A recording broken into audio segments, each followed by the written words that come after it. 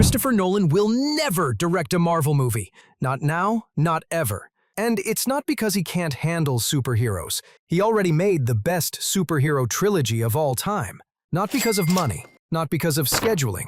The real reason is a clash hidden in plain sight.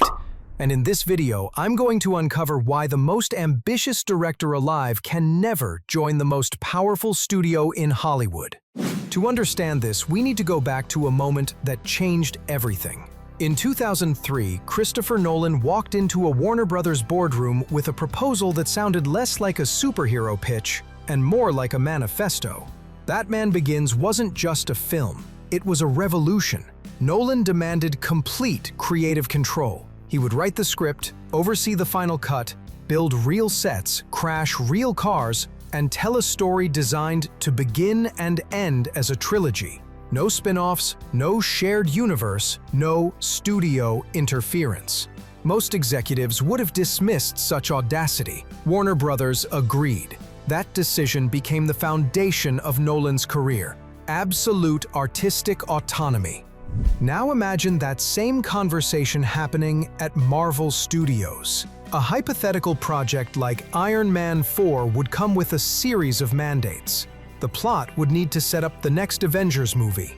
A post-credits scene would be required to tease future franchises like the Fantastic Four. And key locations might be chosen to tie into a Disney Plus spin-off series. Furthermore, the final cut could be reshaped depending on how another film, say Doctor Strange 3, performed at the box office. This patchwork, connect-the-dots style of filmmaking is the exact opposite of Nolan's singular, auteur-driven vision. It would be like asking Steve Jobs to design a flip phone. Yuck! He could, but the whole point of his genius was thinking beyond the limitations. But here's where it gets interesting. All of the clues are coming together. Nolan represents the last of a dying breed, the true auteur director, the guy who has a vision and executes it from start to finish. He's like the Quentin Tarantino of blockbusters. Except instead of making intimate character studies, he's crafting mind-bending epics that somehow make hundreds of millions of dollars. Marvel, on the other hand, perfected something entirely different: the producer-driven franchise. And there's nothing wrong with that. It's actually genius. Kevin Feige is like the showrunner of the world's most expensive TV series, except each episode costs $200 million and plays in theaters worldwide. But here's where the tension comes in. These two approaches to filmmaking aren't just different, they're actively hostile to each other. Nolan's process goes something like this. He gets an idea. Maybe he's reading about quantum physics, or thinking about the nature of time, or wondering what would happen if dreams had layers. He goes home, writes a script with his brother Jonathan. They develop it for years, crafting every detail, every plot twist, every thematic element. Then he takes it to a studio, historically Warner Brothers, and says, "Give me $150 million and complete creative freedom, and I'll give you a movie that will make you $1 billion and win you Oscars." And you know what? It works. Every single time. Marvel's process is completely different. They start with a character. Let's say Doctor Strange. They figure out where he fits in the larger MCU timeline. They determine what his movie needs to set up for future films. They hire writers to craft a script that serves those needs. Then they hire a director to execute that vision. Both approaches work, but they cannot coexist. And this is where our story takes a turn. Because in 2021, something happened that proved just how serious Nolan is about his principles. Warner Brothers, the studio that had been Nolan's home for 20 years, made a decision that shocked Hollywood. They announced that all their 2021 movies would be released simultaneously in theaters and on HBO Max. For most directors, this would be annoying but acceptable. For Christopher Nolan, it was a declaration of war. He didn't just complain, he didn't just negotiate, he burned bridges. He publicly criticized Warner Brothers, called their strategy the worst streaming service, and walked away from a 20-year relationship. This is a man who chose principle over convenience, artistic integrity over easy money. And he did it at the peak of his career, when he could have just taken the paycheck and moved on. That's the level of commitment we're talking about here. Now, let's get into the nitty-gritty of why Nolan and Marvel are like matter and antimatter. They literally cannot occupy the same space. First, there's the creative control issue. Nolan doesn't just direct movies, he architects entire cinematic experiences. He's involved in every aspect of production, from the initial concept to the final sound mix. He operates his own production company, Syncope, precisely so he can maintain this level of control. Marvel, by necessity, cannot offer this. The MCU is too interconnected, too carefully planned, too dependent on continuity for any single director to have that kind of power. It would be like giving one writer complete control over a single episode of a TV series. It could destroy the entire season's arc. But it goes deeper than that. Nolan's movies are puzzles. They're designed to be rewatched, analyzed, debated. Think about the ending of Inception. Is the top still spinning? The beauty is that Nolan never gives you a definitive answer. The ambiguity is the point. Marvel movies, by contrast, need to be immediately accessible to audiences worldwide. They can be complex, but they can't be confusing. They need to entertain a 12-year-old in Ohio and a 45-year-old in Shanghai with equal effectiveness. There's no room for the kind of deliberate ambiguity that Nolan loves. Then there's the technical side.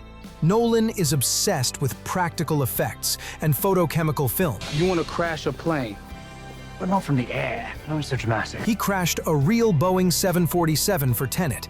He built rotating hallways for Inception. He blew up an actual hospital for The Dark Knight. Marvel movies, while they use practical effects, are fundamentally digital experiences. They're shot largely on green screen stages, with entire worlds created in post-production. It's not better or worse, it's just completely different. But here's what makes this story truly fascinating and kind of tragic. Christopher Nolan and Marvel Studios actually want the same thing. They both want to make movies that matter, that connect with audiences on a deep level, that push the boundaries of what cinema can do. Nolan does it through singular vision and artistic control. Marvel does it through collaborative storytelling and universe building. And you know what? They're both right. Think about the last time a single movie completely dominated the cultural conversation the way The Dark Knight did in 2008. Or the way Inception made everyone suddenly interested in dream logic. That's the power of the auteur approach, one brilliant mind creating something entirely new. Now, think about the way Avengers Endgame brought together storylines from 22 different movies in a finale that satisfied millions of fans worldwide. That's the power of the producer-driven approach, collaborative storytelling on an unprecedented scale. The tragedy is that these two approaches have become so polarized, so mutually exclusive, that we might never see what could happen if they somehow found a way to work together. But wait, what if I told you there was a way this could work? What if there was one scenario, one perfect storm of circumstances where Christopher Nolan might actually consider directing a Marvel movie? Before I reveal that, let me tell you about the one director who almost proved it was possible. His name was Edgar Wright, and his story will show you exactly why the Nolan-Marvel collaboration is even more impossible than you think. Edgar Wright spent 8 years developing Ant-Man. 8 years. He had a complete vision for the movie, a unique visual style, a carefully crafted script. Marvel was so excited about his approach that they fast-tracked the project. But as the MCU grew more complex, more interconnected, Marvel needed Ant-Man to fit into their larger plans. They wanted script changes. They wanted the movie to set up Civil War. They wanted it to feel more Marvel. Edgar Wright walked away. Get out of my house! And this is a director who was much more willing to collaborate than Nolan ever would be. If Edgar Wright couldn't make it work, what chance does Christopher Nolan have?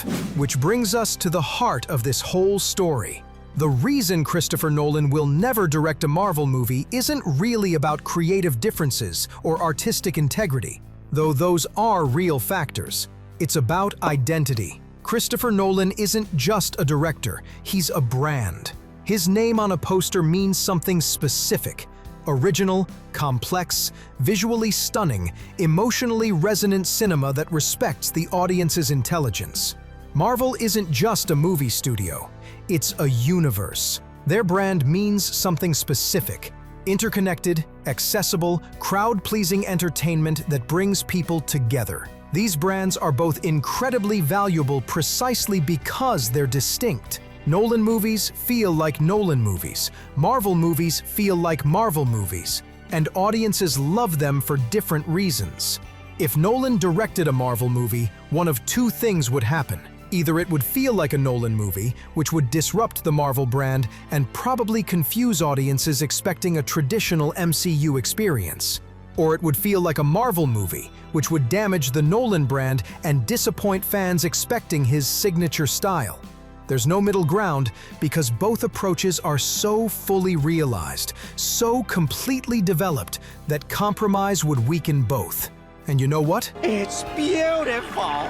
In a Hollywood landscape increasingly dominated by focus groups, market research, and algorithmic content creation, Christopher Nolan represents something precious. The idea that individual artistic vision still matters. That one person's unique perspective can create something genuinely new and meaningful. Meanwhile, Marvel represents something equally valuable: the idea that collaborative storytelling can create experiences bigger than any individual could imagine. That by working together, artists can build worlds that capture the imagination of billions. We don't need Christopher Nolan to direct a Marvel movie. We need Christopher Nolan to keep being Christopher Nolan, pushing the boundaries of original blockbuster filmmaking. And we need Marvel to keep being Marvel, proving that franchise filmmaking can be both commercially successful and genuinely entertaining. The tension between these approaches isn't a problem to be solved. It's the dynamic that keeps cinema alive and evolving. But here's one last twist to consider. What if the landscape changes? Christopher Nolan is 55 years old.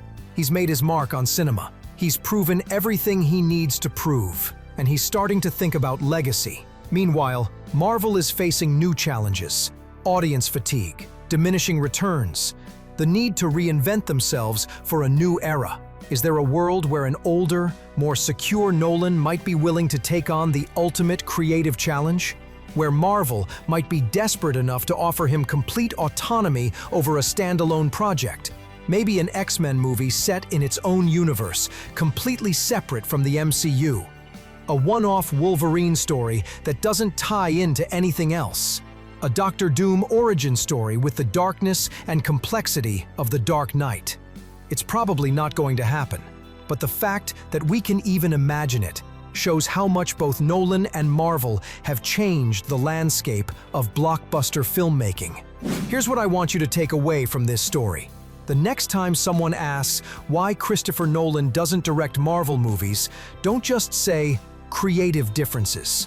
Tell them it's because we live in the golden age of cinematic diversity.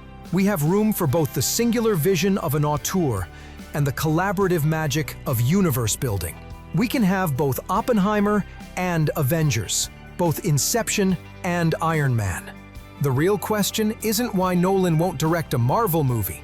It's what amazing, original, mind-bending blockbuster he's going to create next, and what incredible interconnected story Marvel is building toward.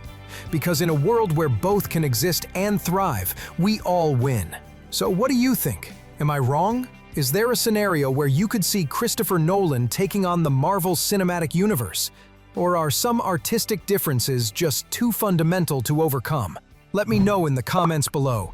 And if you enjoyed this video, hit that like and subscribe button for more. Thanks for watching.